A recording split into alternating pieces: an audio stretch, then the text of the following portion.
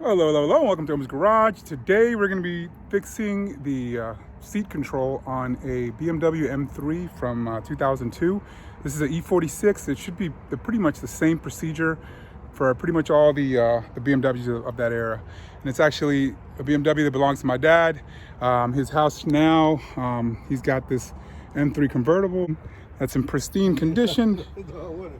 He's a BMW person. My mom's a Mercedes person, so she's got a older 98 now you've seen on my videos, and then there's a C-Class in the garage that she drives also.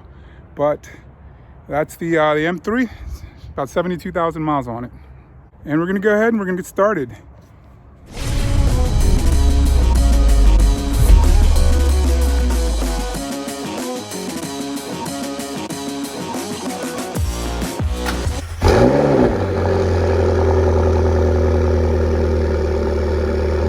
So the issue that we're having is the seat will not go forward. It will go back, down, and so forth. But the forward function is not working at all. All right, so I've started off by just moving the seat all the way up as much as I can to get some clearance. From here, this thing just pulls forward. I think I've actually already unsnapped that. So we're just gonna end up pulling this. There's a tab that's underneath. All right, so I'm gonna show you, I guess, where the tabs are underneath. It's gonna be blurry because I can't get it to focus, but if you go underneath the seat here, you're gonna see some tabs. And those are the ones that you wanna release. There's gonna be one there, another one there, and I think there might be, there's at least two of them. And you want to go underneath and release those. There's another one right there too. So we're going to go ahead and release these. All right, so this ended up coming off. I ended up using that little corner, the little tip there, to kind of get underneath the clip underneath. It's kind of hard to get to, but once you pop this up, just be careful because there is a cable here, and you squeeze on either side, and this whole thing should come right out. So this is what you have. These are the clips that you have to release from underneath. There's two of them, one there and one there, and there's something on the front that just comes off, and from there it's just these plastic tabs that hold it up on the top side.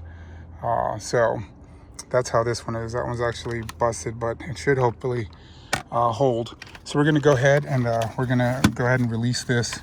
And to release this, it looks like it's just several of these little clips.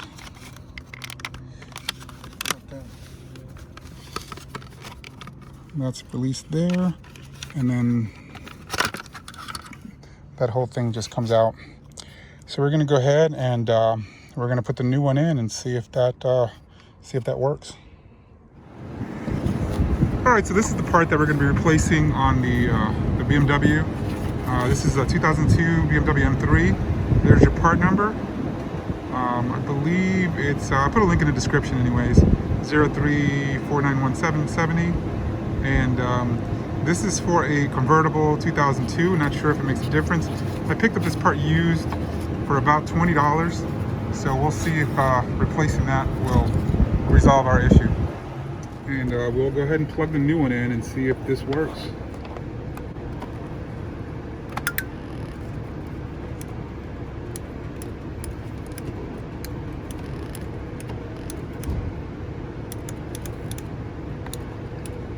All right, so we're continuing to work on this M3 convertible seat. And we're gonna do now, I think one of the motors is bad. So we're gonna go ahead and we're just gonna remove that bolt there in order to get this seat out. So we're going to continue with that right now. All right, so I was able to move the seat forward. This motor, I moved the wires around. I'm not sure if something's just wrong. It seems to work sometimes. It's working a little bit, but barely. So you can see, I'm going to end up replacing that motor, but I was able to move it forward. So there's going to be a bolt here. This is a convertible. There's a bolt there, there's one there that I just removed, and there's going to be one on the other side. So I'm going to go ahead and remove those. All right, so we're underneath, the seat now.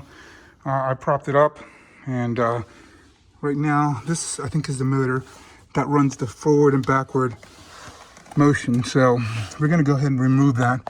There's a couple of, probably a T25 there, and then we'll go ahead and remove the connector.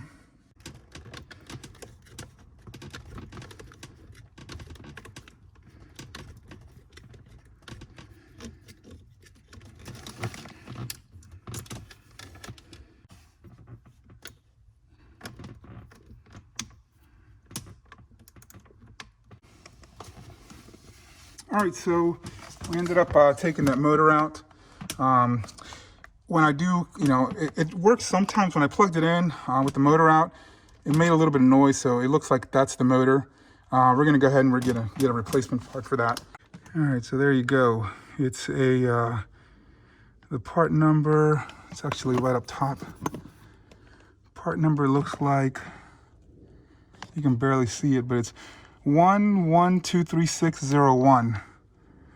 11236001, and we're gonna get a replacement motor for this. All right, so we're back here at my father's house. I'm looking at his M3. We kind of did process of elimination. We thought it was a switch. I think the switch was actually bad as well because it doesn't work, when I was plugging it in. But one thing you can do is you can try this button, at least in the convertible, to see if that will move the seat forward or backward. If it doesn't, then it's probably the motor instead of being the switch. Because I think if the switch works, this would still work back and forward. If the motor still works, but it doesn't. So this is a new motor that I picked up. There's your part number, I'm guessing. But I'll put a link in the description to everything. These are about $300. They're pretty expensive. But it's a part that gets used a lot, so I just decided to go ahead and just buy a new one because whenever you get in these cars, it's got memory in it, so I think it has easy entry. So what it does is it puts the seat all the way back so that it makes it easier for you to get in. So it's a part that gets used constantly. So I just went ahead and I just bit the bullet and ended up purchasing a new one. So we're going to be putting that in today, and we're going to go ahead and put the new motor in. T25, these are T25. So I'm going to go ahead and remove these two screws. We're going to go ahead and put the new motor in.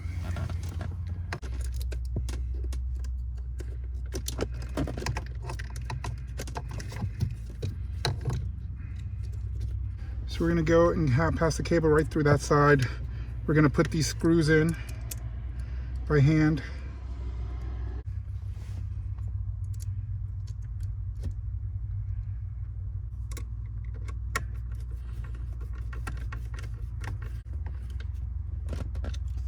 Tight.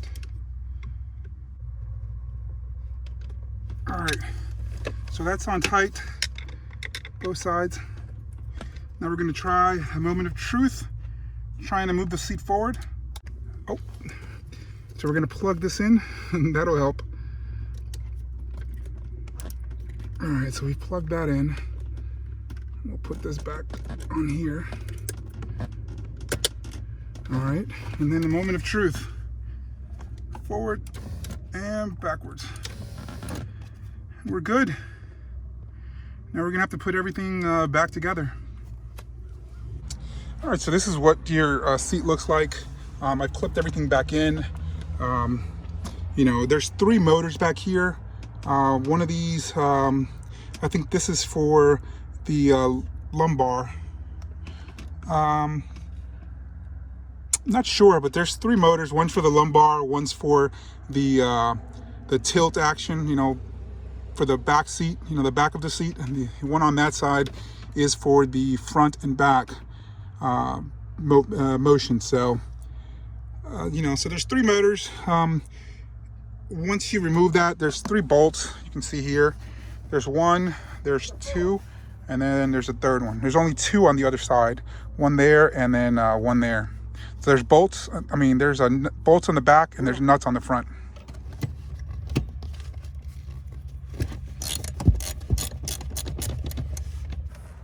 All right, so that goes in there. You got to put this in first, and then you can clip this whole thing right in.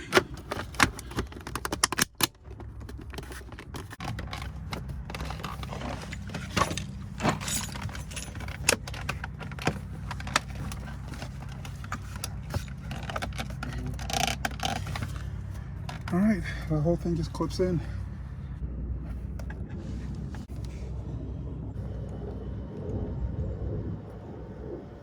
All right, so it turns out this was actually bad. You know, this is the original one that came with the car.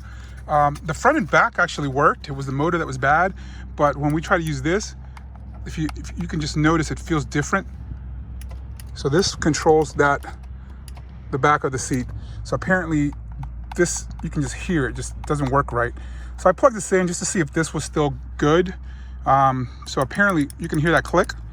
When you go forward, you don't hear it. So this piece is bad regardless. So it turns out, even though this was fine, it was a motor, this was actually bad regardless. So it actually worked out that we ended up replacing this. All right, so that's gonna be it for this. All right, so that's gonna do it today for the fixing of the seat switch on this convertible M3. It's a 2002 M3. I think the switches and the motors, they do vary a lot between the convertibles, I think, and the regulars. Just make sure, I put a link in the description for everything that I use today. You just need some basic tools, the T25 and a bunch of different sockets. I think I used a 16 was the main socket that I was using for that. And it just takes a little bit of patience and making sure that you don't break anything. But we replaced the actual switch mechanism, and we actually replaced the motor. It turns out both things were bad in this car. This car, since it has that easy access, so that when you come in the car, it moves the seat back so you can get in easier. It's something that will constantly move back and forth. So that motor, I think it goes bad pretty often. If you cannot move that seat forward, honestly, I don't know how you would get to the rear bolt. So I don't know, what option you would have for that. But you have to find out. I know that if you can get underneath there, if you can get a, T25, you can remove the motor, and then you can actually turn the little gear, and that will actually allow you to move the seat forward. So that's one option, but it's pretty cramped in there. So that's gonna be it for today. So hopefully this helped you out. If you got a seat that you can't move forward or back, and you're trying to resolve that, then hopefully this video will help you out. I know my dad's pretty happy that, after so many, this has been going on for a couple years now, and he just never, because it was in a good position for him, but now it's resolved, and the car is in decent shape. It's a 2002 with 72,000 miles, and that's gonna be it for today. If you haven't done so already, please leave a like for the video. It helps out the channel, and if you haven't subscribed already, go ahead and subscribe. A lot of videos coming up. Y'all take care and stay safe. All right, so we have my dad in his BMW. It's running smoothly, and I guess he'll try the seat out. There we go. The seat's moving forward and the seat's moving backwards. So we've had a successful little job here. Thank you, my son, for doing the good job. I know I have a good son. He's very intelligent. Thank you. He can do everything. Yeah, I try. Yeah, thank you.